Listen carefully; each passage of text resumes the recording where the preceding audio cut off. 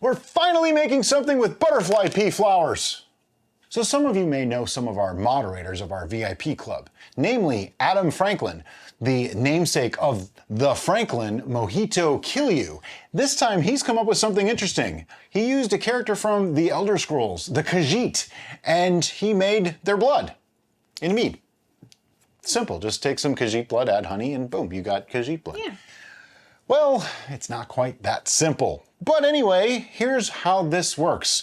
We have a recipe that he sent us, and we're going to make it. Yes, I have to follow someone else's instructions. So Derica, what do I gotta do? So to start off with, we're going to use a 1 US gallon fermenter, and to that we're going to add 2.3 pounds of honey. By the way, a 1 US gallon is 3.75 liters. 2.3 pounds is in this little box underneath. Today we are using some honey that was gifted to us by Tony. This is Draper's Nebraska honey, which I believe is a wildflower. So that's already in there. What's next? That's in there.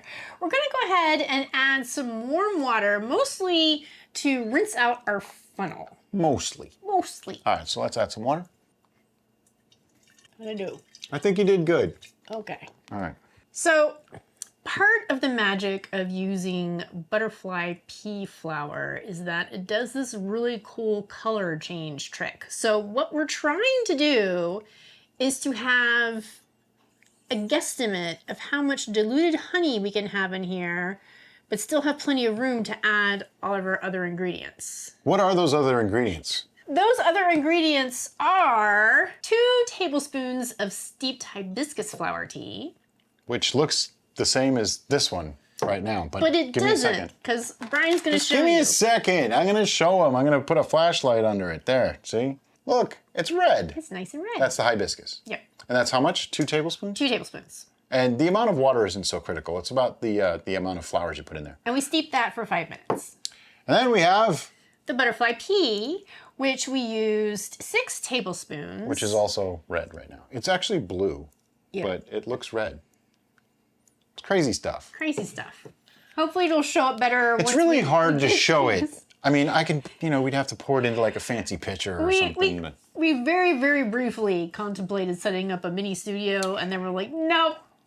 No. Nope. So what I think we should do though is pour this directly. Oh, see, but the honey is acidic too. And that's why we're trying to dilute this, but volumize how much more space we need to save for both of those.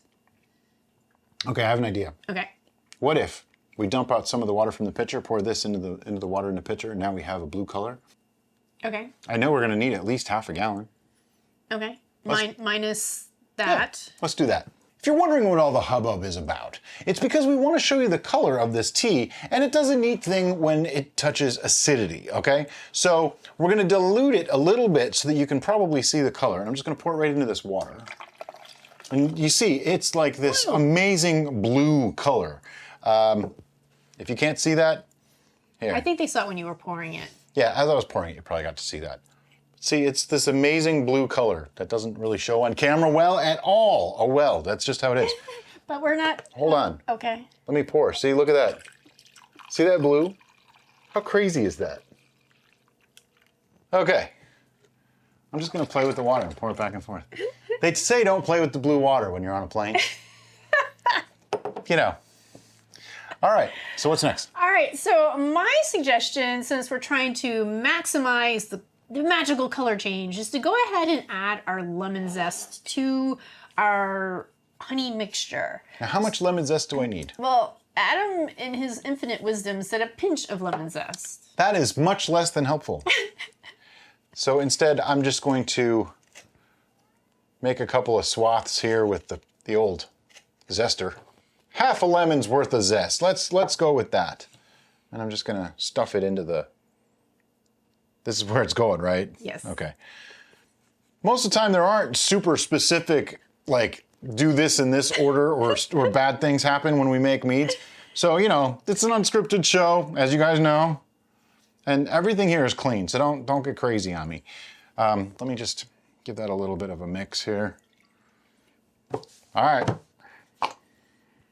Okay. This is new to me, folks. I've never played with this stuff before, so we're just trying to figure it all out, So I think we want to wait on the hibiscus because that's going to color this more. So I'm going to go out on a limb and say it's time to add this and see if we can see the color change. Okay. So I'm going to scoot this forward to maximize visibility for our viewership. All right. We're gonna do something interesting here. Okay. And you might see something behind it. That would be another camera. We're gonna try to get a second camera angle on this. But in case that one sucks, we're just gonna use the main one. So you'll just see the camera behind it. So don't disregard the second camera, all right? Ignore the man behind the curtain.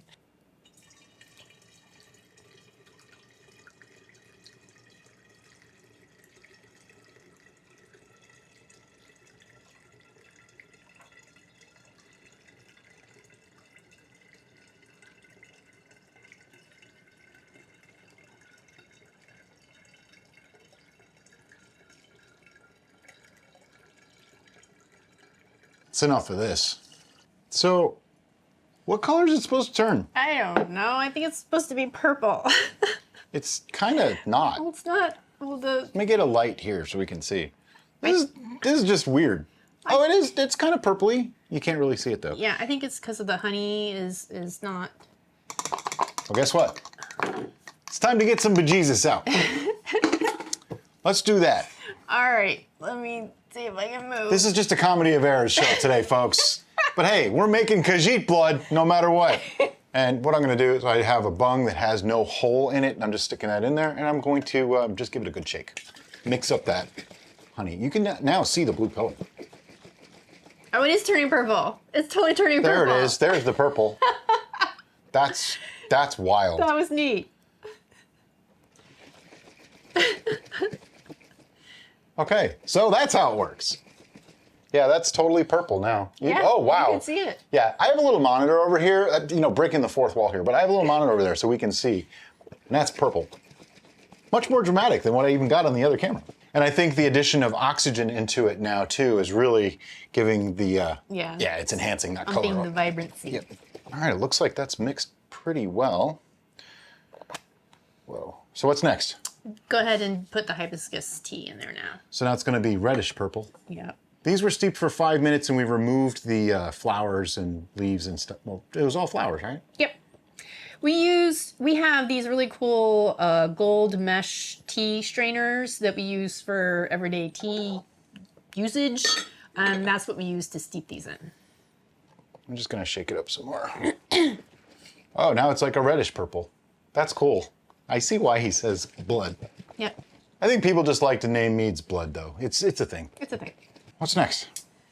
Well, let's see. We got the honey, we got the teas, we got the zest. I think it would be a good time to take a gravity reading.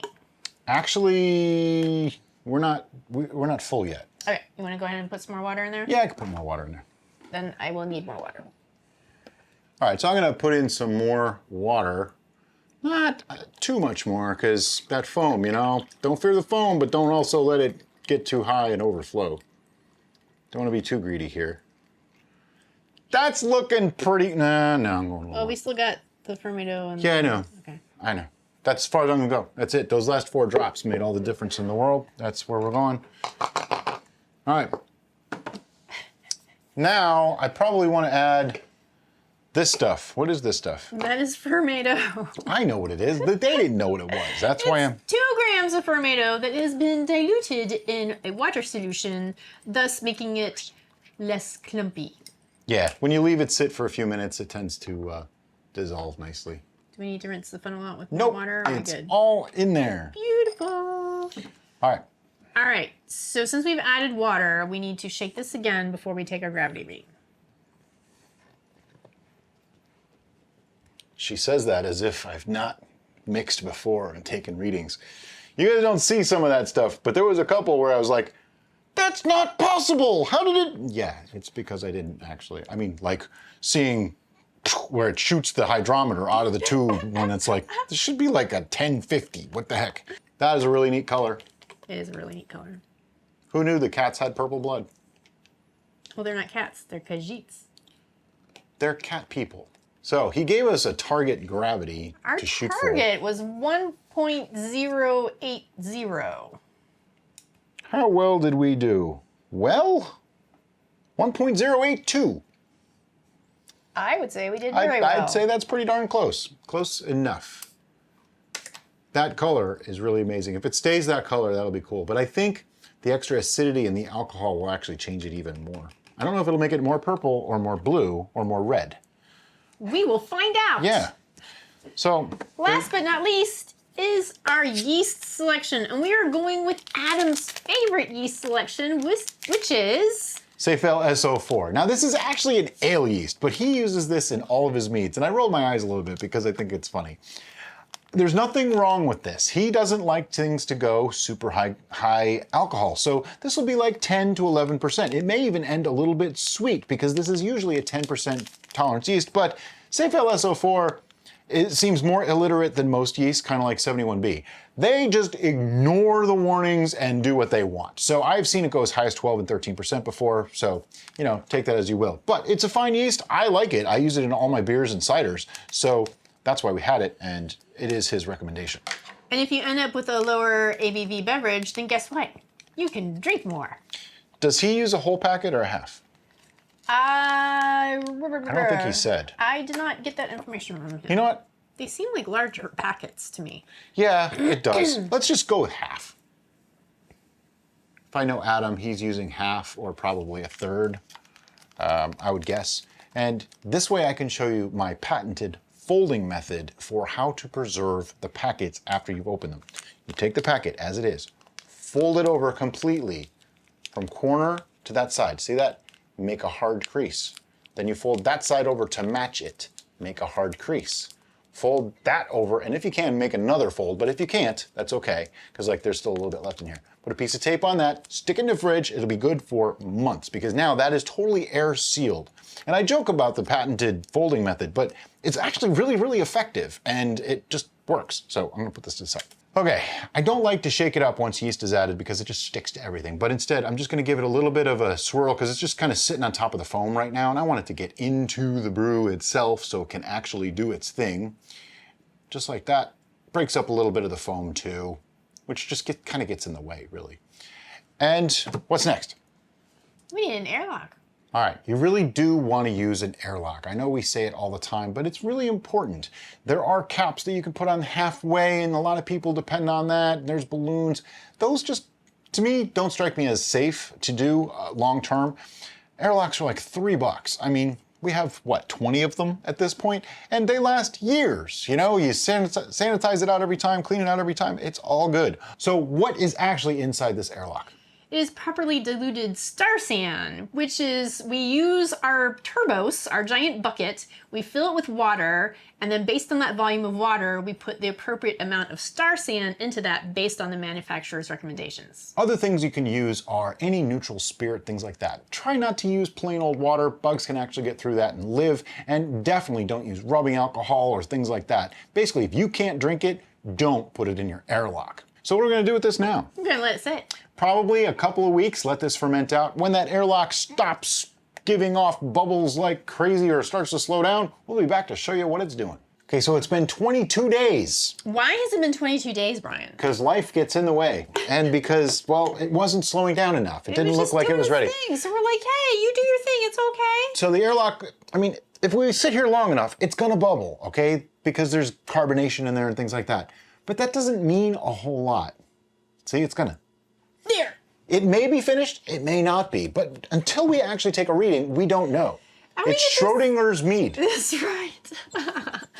We get this comment a lot, or this question a lot in the comments, you know, oh, the bubbling did this, the bubbling did that. Well, bubbles only mean... Look at that color. It is so pretty. It's like this really cool purple. That's unique. But bubbles only mean that something did happen. Or is happening. It doesn't necessarily mean things are still happening. It just means at some time during this process, something occurred. Yeah. And a lot of people ask too, like, well, how do I know when to take the first reading? I usually go by when the airlock activity slows down a lot, because then you're pretty well guaranteed that you're close to the point. It's an indicator. It's not actually telling you 100% anything. It's just an indicator. Okay. Speaking of indications, this went from 1.082 to 1.050. You know what that means? this stalled. It totally stalled out. Right, so when we have a stall, the first thing that we like to do is not add anything. The first thing is shake it up real good, give that some time, see what it does. So we're gonna put the airlock back on, and we're gonna put the rubber bands back on. Now this is our fancy smashy double rubber band. I don't know how this Don't happened. get jealous of our highly scientific sophisticated systems here. I don't know why we have 2 rubber bands on here. Because you did it. That's the explanation, because you did it. Oh, okay. Because I would not have put 2 rubber bands on there. So the reasoning behind the shaking up is the lees and all the sediment, there is still a lot of good nutrients and a lot of active yeast in there. And you should be able to see from your point of view here, this layer here is now getting swirled up into the brew. And so, yes, there are some dead yeast particles down there, but there's still some live yeast particles down there as well. And so, you want to say something? I'm going to... No, it's okay. It's okay. I was going to let you go. Okay. So reintegrating all those particles into the must may aid in the continuation of the fermentation process. Plus, something more important, which I think Brian is about to get to. Well, 2 things. One, degassing is important because nobody likes to swim in their own poop. And basically the yeast are in their own poop right now. There's a lot of gas in here. There's a lot of alcohol, well, a little bit of alcohol in here. So they don't really want to produce. The lees itself can actually act as a nutrient, okay? The idea of yeast hulls and things like that, they kind of work as a nutrient. So I want to get all that back up into suspension to give the yeast the best chance they have. It's the first line of... It's Soylent Green. Yeah. It's like the first line of defense, okay? It's the first thing you do rather than adding all kinds of stuff. Just do the natural thing first, get it all back up into solution again, and see what happens. Now, if in a few days this doesn't kick off again, then we take step B. So I'm just gonna keep shaking this up until it basically stops foaming and put it back on the shelf and see another week or 2. Okay, it's been 6 days. This was at 1.050. It stalled, but you know what? We talked to Adam and he said that his stalled too. So we have some ideas to be relayed to you soon. But first, you need to make sure it's stalled because you never know. It might have fermented all the way out. It could happen. That color is just amazing. Yeah. Well, a little, 1.042. I don't think this is just going really slow. I think it's actually stalling. So let me take a note, because 8 points at that height of gravity still in 6 days really isn't enough. At that rate, it'll be like 3 months before this is done. I don't really want to wait 3 months for this to finish. Yeah, I am seeing little tiny bubbles. Yeah, it's sort of going. We're gonna speed it up. Amp it up a notch. Yeah, there's a couple things that we can do to speed it up. Now, one of them is we did add Fermade O to this, but we're gonna add yeast hulls to this. Yeast hulls are really great for stalls. They tend to help stalls better than actually using yeast nutrient. So, how much to put in? What does it say? Oh, this is like crazy. 20 to 40 gallons per, yeah. 1.7 to 3.3 pounds per 1,000 gallons. I am not gonna figure that out. You know what I'm gonna do? Half a teaspoon. It's yeast hulls. Whatever doesn't get eaten, drops out of suspension. All right, so we know Ooh, that they stink. They do, especially when you poof them into your face. Yeah, it just got wafted. We know they tend to be kind of difficult to get right now. I'm not really sure why. You could probably just use Fermade O. Fermade O has yeast hulls in it too. But yeast hulls, other not than done. clumping a big mess, are also basically just the hulls of dead yeast. Yeah. So you could just take yeast and bake it if you want. Yeah, a lot of Get people will off. take like a thing of bread yeast and they'll boil it, and you can just add that. That works too. The next thing that we want to do is add a stronger yeast. We started with SO4 yeast, which is like 10 to 11% tolerance. And well, it may have just been too much for the yeast. Not that I think it got too much alcohol, because it certainly didn't, but the yeast is probably just overwhelmed. It can't really deal with it. So in comes a champagne yeast. Now today we're going to be using Red Star Premier Blanc, which is also a champagne yeast. I believe it's actually the same strain as EC1118. Somebody's going to correct me on that if I'm wrong. Again though, see, I have to cut the packet. Somebody said I should pre-cut the package. Do you know what would happen if I pre-cut this package and left it sitting around? Yeast everywhere. There'd be yeast all over the place. Cats and dogs living together. Mass hysteria. So instead, I'm gonna do that. And I'm gonna use the whole packet because I'm just not fooling around anymore. We need this to finish. I am, however, gonna give this a bit of a shake because this is not done fermenting. Brian, what? you saw that, right? So what? What did he not do? Tell me in the comments below. Oh, yeah. Okay, so I need just the stopper. Okay. Oh. Yeah, because I'm gonna shake this up. I'm gonna break up that clump of yeast holes, and I wanna get the yeast in there good and get more stuff moving around. Is this oxygenating it? No. No, not at all. See? It's degassing. I was trying to hold that. Gotcha. It actually popped the bung right out. Yeah. All right, so I think I've broken up the stuff good enough. And for anyone that's worried about oxygenation, any oxygen that was in there is gone, okay? Is there some risk of oxidation with this method? Of course, there's always a little bit of risk, and that's how homebrew is. You're always taking kind of a calculated risk. And because otherwise you're working under like laboratory conditions, which I don't know anybody that homebrews that works under laboratory conditions. You do the best you can, so don't get crazy on it. This, going back on, airlock back on, and what are we gonna do with it? I'm gonna let it sit. We're hoping that fermentation starts up again. It should pretty quickly start up. The yeast have some food, the yeast have more yeast, and we got everything all stirred up, and there's very little things that could go wrong at this point, we hope. So, see you soon. Okay, this has been sitting for 13 days with the new yeast and all that stuff. Let's see, did it ferment out further? I know it did some. I would say it worked. Is it floating? It's not even It's floating. not even floating. 0.992. Dang! So, being that this is at 0.992, common sense dictates it's probably done. However, we like to do the take a reading, wait a week, take a reading thing, even when it's that low, because what if it dropped more? It could potentially go 2 or 4 more points. That's enough to cause carbonation. I mean, think about it. When we had the 1 ounce of sugar for carbonation, that's like 2 points of gravity. So 2 to 4 points change is significant. Any more than that could be dangerous. We are going to be adding fruit to this in conditioning phase, so I'd rather play it safe and let this sit for at least a few more days and then see if that gravity changes at all. It might be a little overkill, but better safe than sorry. And this is a question that we get in the comments frequently. When is it safe enough? Well, it really isn't ever safe enough. So unless your numbers aren't changing. The ideal is to take those 2 readings 1 week apart, and as long as they're identical, then you should be safe enough. So airlock goes back on, notes back on. See you in a week. Okay, so it's been a few days. Let's check on this that we know is done just to make sure it's done because we want to be absolutely certain that it's done. What I mean by that is it was at 0.992, so we're pretty sure it's done. We just want to be 100% certain that it's done. And what do I mean by done? I mean like fermentation's complete. I mean that it's not going to ferment further without us changing something. It's just floating. And it is at 0.992. What do you know? Woo! Just threw the pen and almost caught it on top of my hand. Little talents, I tell you.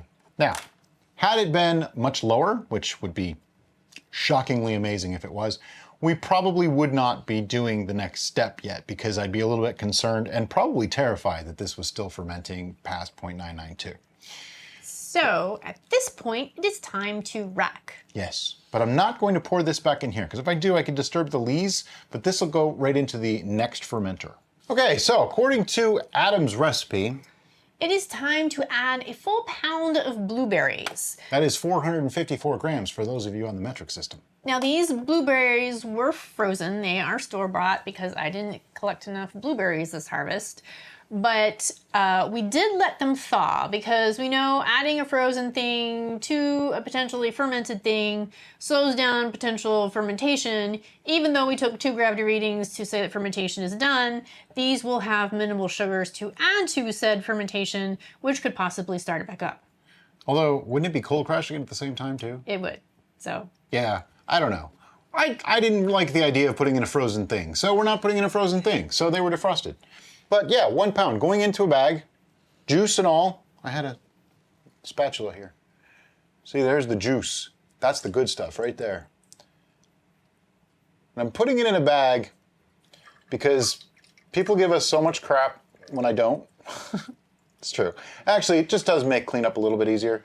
But see, it makes this part a little bit harder. So we did select this wider mesh bag rather than our nut milk bags because we've been having problems with our nut milk bags. Try saying that 3 times fast. Holding an excess of gases. Now, Yeah. at this stage, now that I'm thinking about it further, it probably is not going to be an issue because we're not really in primary fermentation where the excess gases would be built up. But we did anyway. Now, before Brian ties that up, he's probably going to want to add this. This is a fermentation weight. Go ahead, put it in. Which I'm going to gently place in there because I don't want it to go crashing into my glass container, perhaps breaking it. Bad. And now Brian can tie it up in his nifty, crazy tying method. This bag is way too large for what we needed it. This is all wrong for this. We realized that, and in discussion of our bag selection, have decided that we actually need to purchase more bags. So if anyone has a good idea for what kind of bags, let me know. What is your favorite fermentation bag? Let us know in the comments below. Yeah. And please don't put links. Yeah, don't put links because links get blocked. Yeah. YouTube blocks them, so links won't show up. Just describe it to us. I'm just going to wrap this all the way around and then tie it off. That way, hopefully it'll... Yeah, that worked really well. It's as good as it's going to get.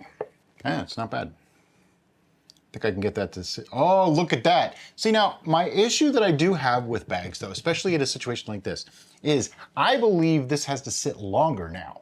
Because if the fruit was just free-flowing, I believe it would extract a little bit better. I don't know that for a fact, but it's just my general feeling. I mean, it's just common sense, you know?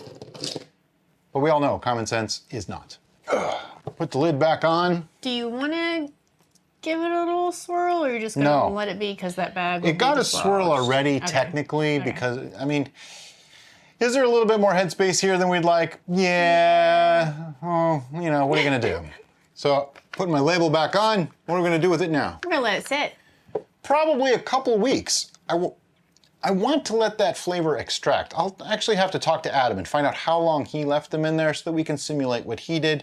I do see, though, there's some CO2 extracting here. We have pressure. So we're good. We're probably fine. Oxidization has been greatly exaggerated. It is something to be aware of and careful of, but don't get crazy, okay? We didn't have an option here. Had we used a regular 1 gallon wide mouth, we'd have more liquid than would fit with the blueberries. Had we used a closed mouth, we couldn't put the bag in. So, you saw that bubble, right? Yeah, you gotta do what you gotta do sometimes. Question, do we know what our ABV is at this stage? At this stage, let me use the calculator the teacher said would never be right there, but it was right there. At this stage, we have 1.082, that was our original gravity, minus 0.992, gives us 0.090, or 90 points of gravity used, times 135, gives us 12.15% ABV. Pretty respectable. That's like smack in the middle of where we like things. Wow, look at how much is coming out. Yeah. I think it's just from me banging on the table. Yep, I'm agitating it. See, I didn't even have to swirl it to get the gases to come out. Look at that. Just Brian's mere presence is enough to agitate a pretty gas. I am completely agitating. Just, there's a lot of people out there that would agree with that statement. But anyway, this is gonna go back in the fermentation station and we will see you in a couple weeks. Okay, so it's been about 2 weeks. This has been sitting on the blueberries. Let's take those blueberries out of here and see what it tastes like. As always, visual inspection. Nothing untoward. So I'm just gonna do it. But we do have a colander and bowl here for all the excess that inevitably will drip out afterwards. I'm squeezing the bag just a little bit. Somebody asked why it's bad to squeeze the bag. Only because sometimes you can get some solids to come through and that could be bad. In this case, we're gonna have to rack this. It's gonna have to sit afterwards, so not the end of the world. Okay, I'm gonna put it in there. And that way anything else that drips out can go back in. And I'm gonna go wash my hands. All right, so now we wanna rack this because I'm sure there's some sediment in there, some lees that we just don't want in our brew. So we have a pitcher, we have our auto siphon, we We have a stool over here to put it lower. A little bit. This is a little complicated. It's a tight process we got going on here. Okay, I'm gonna put this in a little bit down. I do have a cap on the end just because I don't know how much stuff is in here. This is a pretty opaque color here. All right, and I'm gonna get it started. We'll see after racking. So we had a little powwow as we were going through this, and we realized that there was very little sediment in the bottom of our fermenter. So we had a couple of options. We could rack this from the pitcher into another fermenter and see if any more sediment came out to let it clear further, or we could just go straight ahead and give it a taste, because we did recall that it ended prior to the blueberry edition at a 0.992. It's pretty dry. So that's pretty dry. So we're probably going to have to back sweeten that. And then we're thinking, oh, well, if we back sweeten it, then we're probably going to need to pasteurize it. And if you recall in a previous video, we recently have started doing a full batch pasteurization because sometimes pasteurization causes more sediment to come out. So if we bottled it right away, then we might have sediment in our bottles anyway. So right. We went with that option. Let's just give it a taste and see the where we're options at. are endless, basically. Also, this is 12.15% ABV, so it's pretty respectable because it went so dry. Now, if you recall earlier, before we added the blueberries, it was this really funky purple color, but look at how reddish much purple color the blueberries themselves added to this. I was actually surprised by that. It was kind of translucent in that. Yeah, now it's much darker. It still has a purplish hue. It does. Here, let me shine a light on this so you can see. There, you can see. It's, well, there it doesn't look purpley. It looks reddish. Looks very red. But trust me, it's more purpley. More purplish red.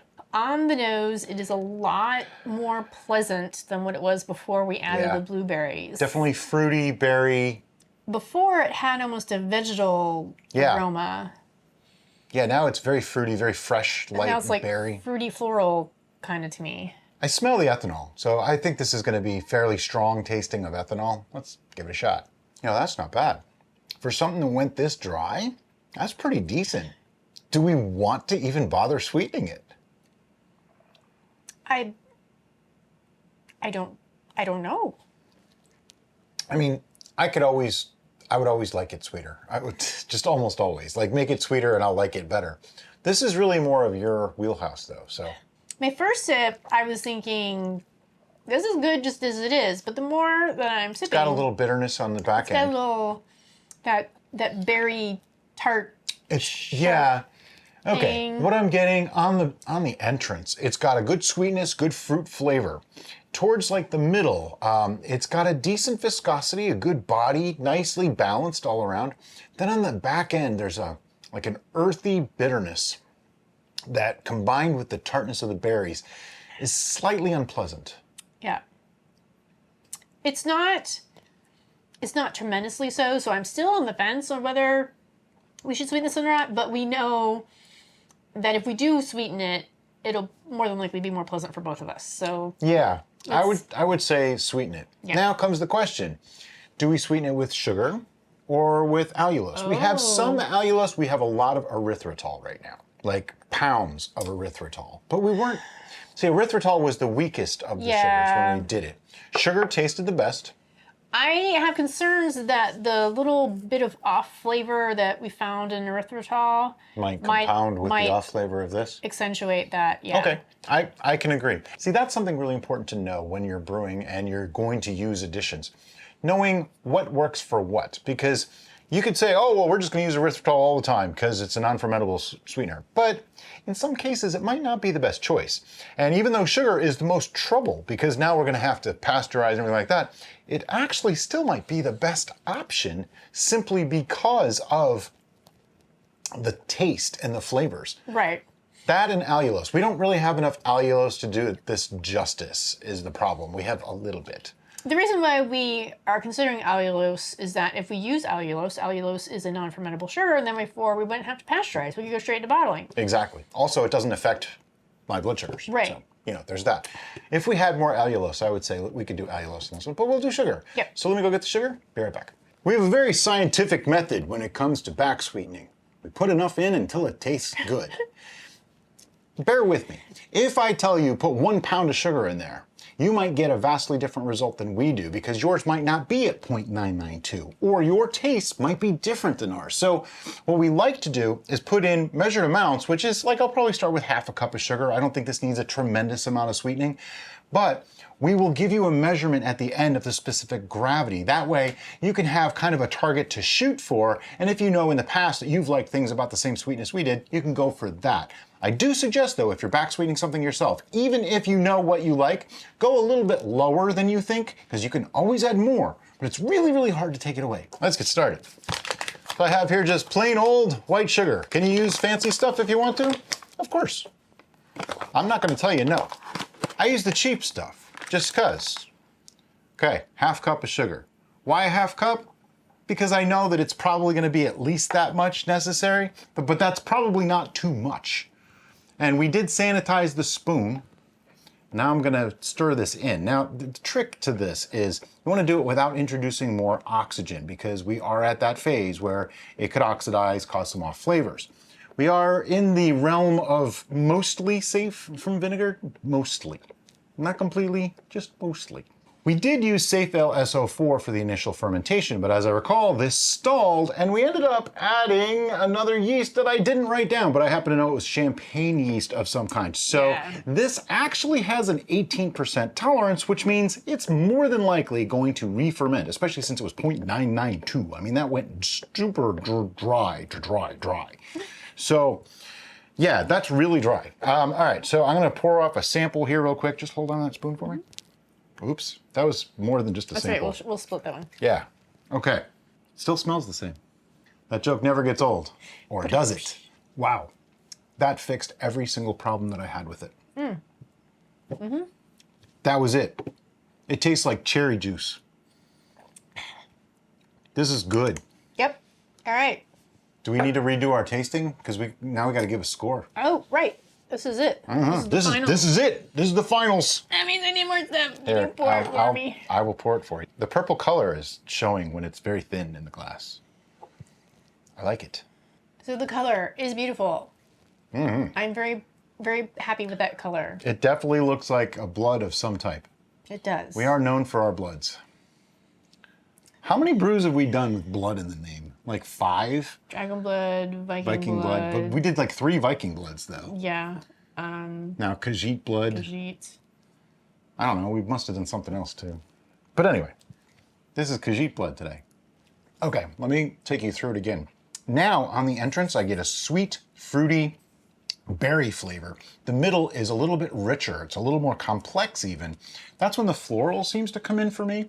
And then on the finish, it's a long finish with a nice tartness from the berries, but the bitter flavor is gone. The sweetness masked over that bitter that was there, making it actually quite pleasant. Tartness is good. It balances out sugar. Bitterness, not always. Really rounded this out, made it very, very nice. Yeah. It tastes like something that I've had before. There's a little bit of an astringency. It's really nice. The acidity level is just perfect. The sweetness, that was just right. Like I wouldn't want to put any more in there.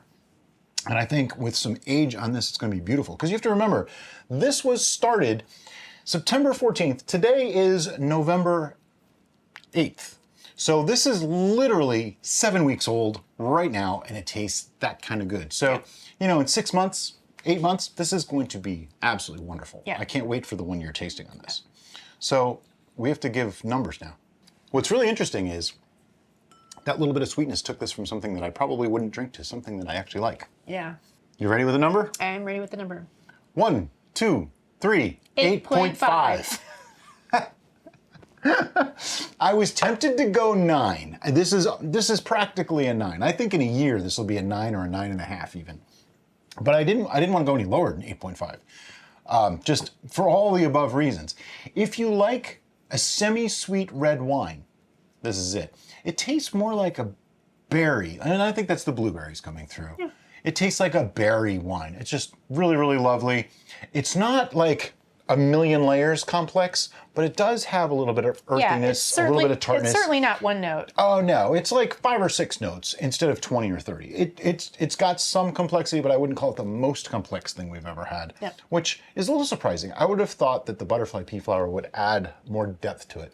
I think the blueberries kind of overshadow the I think the butterfly pea and flavor was those earthy vegetal notes. And that we weren't real crazy That's really about. Not our thing. Which is probably why Adam added blueberries to it, to overtake the earthy notes of the butterfly pea. But yeah, Adam, this is another winner, another beautiful recipe. So thank you. Yeah, awesome. And guys, as always, thank you so much for watching and have a great day.